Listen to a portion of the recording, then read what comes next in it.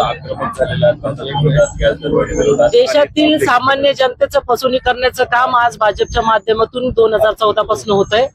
आपण बघितलं की केंद्रीय माजी मंत्री स्मृती इराणी जी ज्या भाजपच्या खासदार होत्या, त्यांनी स्वतः सिलेंडर हातात घेऊन, डोक्यावर घेऊन, मांडीवर घेऊन या देशामध्ये आंदोलन केलं काँग्रेसच्या विरोधामध्ये। ज्यावेळेस फक्त 420 रुपये ही काँग्रेस याची रेट होती, गॅसची रेट होती, आज जवळपास 5 ते 6 पटीने आज या ठिकाणी गॅसचा भाव वाढलेला आहे।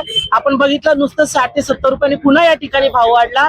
एकीकडे या भाजप सरकारने उज्ज्वल गॅसच्या माध्यमातून या देशातील महिला भगिनीला एक आश्वासन दिलं की प्रत्येकीच्या घरात गॅस असणारे। मात्र आपण बघा की त्या गॅसचं सिलेंडर कोपऱ्यात ठेवून आज चुलीवर महिला भगिनी आज घरोघर भाकरी करतायत, शेगडीवर आज घरोघर भाकरी करतायत। या गॅसच्या दरवाढीच्या विरोधामध्ये आज छत्रपती संभाजीनगर, औरंगाबाद जिल्हा काँग्रेस कमिटी, शहर जिल्हा काँग्रेस कमिटी समेत सर्व फ्रंटल या ठिकाणी आज आंदोलन करतोय की महागाई या ठिकाणी कमी झाली पाहिजे। भाजपच्या नेतृत्वात वाढणारी ही जी महागाई आहे, गॅसचा वाढता दर आहे, या ठिकाणी कमी झाला पाहिजे, करीता आज या ठिकाणी आम्ही आंदोलन करतोय। हीच परिस्थिती काँग्रेसचा इशारा म्हणजे ही जर परिस्थिती राहिली तर आम्ही तीव्र आंदोलन या ठिकाणी करू। आज आम्ही संविधानिक स्वरूपात या ठिकाणी आंदोलन करतोय। मात्र जर परिस्थिती याच प्रकारची राहिली तर आम्ही रस्त्यावर उतरून आम्ही देशभरामध्ये या ठिकाणी आंदोलन करू। आजही संपूर्ण देशभरामध्ये आणि महाराष्ट्रामध्ये या ठिकाणी आंदोलन चालू आहे। आमचे प्रदेशाध्यक्ष आदरणीय सपकाळ साहेबांच्या नेतृत्वात असेल किंवा आमचे खासदार डॉक्टर कल्याणकारी साहेबांच्या नेतृत्वात आज या ठिकाणी